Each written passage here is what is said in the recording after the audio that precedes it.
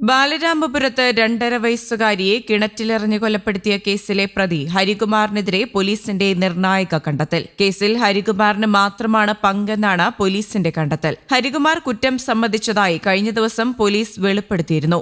പ്രതി ഹരികുമാറും സഹോദരി ശ്രീതുവും തമ്മിൽ അസ്വാഭാവികമായ ബന്ധമുണ്ടായിരുന്നതായും കുഞ്ഞ് തടസ്സമായതിനാലാണ് കിണറ്റിൽ എറിഞ്ഞത് എന്നുമാണ് മൊഴി.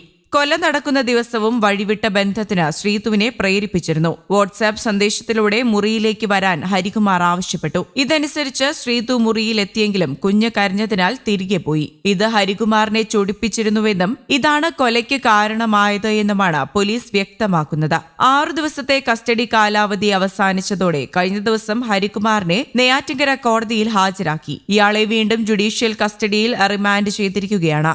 സാമ്പത്തിക തട്ടിപ്പിൽ അറസ്റ്റിലായ കുട്ടിയുടെ മാതാവ് ശ്രീതുവിനെ ഉൾപ്പെടെ ഒപ്പമിരുത്തി നിരവധി തവണ ചോദ്യം ചെയ്തിരുന്നു. അമ്മയ്ക്കും കൊലയിൽ പങ്കുണ്ടോ എന്നുള്ള കാര്യം ഉറപ്പുവരുത്താനായിരുന്നു ചോദ്യം ചെയ്യൽ. ഇതിനൊടുവിലാണ് ഹരികുമാറിന് മാത്രമാണ് സംഭവത്തിൽ പങ്കെന്ന് വ്യക്തമായത്. കേസിൽ ഉടൻ കുറ്റപത്രം സമർപ്പിക്കാനൊരുങ്ങുകയാണ് പോലീസ്. ജനുവരി 30-നായിരുന്നു ദേവേന്ദു എന്ന 2.5 വയസ്സുകാരിയെ കിണറ്റിലെറിഞ്ഞ് കൊലപ്പെടുത്തിയത്. നാടിനെ നടുക്കിയ സംഭവം പുറം ലോകമറിഞ്ഞത് മണിക്കൂറുകൾക്കുള്ളിൽ തന്നെ പ്രതിയെ പോലീസിന് കണ്ടെത്താൻ കഴിഞ്ഞുവെങ്കിലും ഒട്ടേറെ ദുരൂഹതകൾ അവശേഷിച്ചിരുന്നു. സഹോദരിയോടുള്ള അമിതമായ അടുപ്പം കാരണം ഭർത്താവിനെ എന്നേക്കുമായി ഒഴിവാക്കാൻ പദ്ധതിയിട്ട് നടപ്പാക്കിയതാണ് അരുംകൊലയെന്ന് ചോദ്യം ചെയ്യലിൽ പോലീസിന് വ്യക്തമായിരുന്നു. കൃത്യം സഹോദരി ഭർത്താവിന്റെ തലയിൽ കെട്ടിവെക്കാനും ശ്രമിച്ചു. പിടിക്കപ്പെട്ടാൽ മാനസിക പ്രശ്നമുണ്ടെന്ന് വരുത്തി തീർക്കാൻ കൊലയാളി നടത്തിയ ശ്രമങ്ങളും പോലീസ് പൊളിച്ചു. തിരുവനന്തപുരം ബാലരാമപുരം കോട്ടൂർക്കാൽ കോണത്താണ് സമാനതകളില്ലാത്ത അതിക്രൂരത അരങ്ങേറിയത്. ചോദ്യം ചെയ്യലിന് ശേഷം ശ്രീതു, ഭർത്താവ് ശ്രീജിത്ത്, ശ്രീതുവിന്റെ അമ്മ ശ്രീകല എന്നിവരെ പോലീസ് വിട്ടയച്ചു.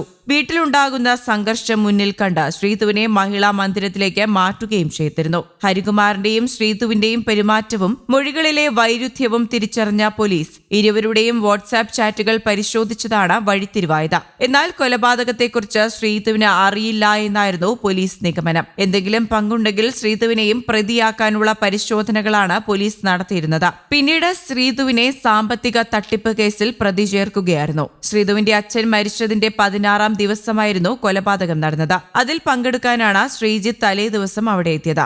ഈ തക്കം നോക്കി കൊല നടത്തുകയായിരുന്നു ഹരികുമാറിന്റെ ലക്ഷ്യം. കൊറ്റാമം സ്വദേശിയാണ് ശ്രീതുവിന്റെ ഭർത്താവ് ശ്രീജിത്ത്. മാർജിൻ ഫ്രീ മാർക്കറ്റിലെ ജീവനക്കാരനായ ഇയാൾ 5 വർഷത്തോളമായി ശ്രീതുവുമായി ഒരുമിച്ചല്ല താമസം. ശ്രീതു മക്കളായ പാർവണേന്ദു, ദേവേന്ദു, അച്ഛൻ ഉദയകുമാർ, അമ്മ ശ്രീകല, അനുജൻ ഹരികുമാർ എന്നിവർക്കൊപ്പമായിരുന്നു താമസം. ശ്രീജിത്ത് അയാളുടെ വീട്ടിലായിരുന്നു താമസം. ഇടയ്ക്കിടെ അവിടെ വരുമായിരുന്നുവെന്നും നാട്ടുകാർ പറയുന്നു. കുട്ടി അച്ഛനോടൊപ്പമാണ് കിടന്നതെന്ന് അമ്മാവനൊപ്പമെന്ന് അമ്മയും പറഞ്ഞു. എന്നാൽ കുട്ടി അമ്മയ്ക്കൊപ്പമായിരുന്നുവെന്ന് അച്ഛൻ ശ്രീജിത്ത് മൊഴി നൽകി. ഇതാണ് ശരിയെന്നും പുലർച്ചെ എല്ലാവരും ഉറങ്ങിക്കിടക്കെ ആരുമറിയാതെ കുഞ്ഞിനെ അമ്മയുടെ അടുത്തുനിന്ന് ഹരികുമാർ എടുത്തുകൊണ്ടു പോയതാണെന്നും കണ്ടെത്തുകയായിരുന്നു. ദേവേന്ദുവിന്റേത് ശ്വാസകോശത്തിൽ വെള്ളം നിറഞ്ഞുള്ള മുങ്ങിയ മരണമാണെന്നാണ് പോസ്റ്റ്മോർട്ടം റിപ്പോർട്ട് പറഞ്ഞത്. പ്രതി കുഞ്ഞിനെ ജീവനോടെ കിണറ്റിലെറിഞ്ഞതാണെന്ന് വ്യക്തമായിരുന്നു. News desk, Kerala Kaumudi.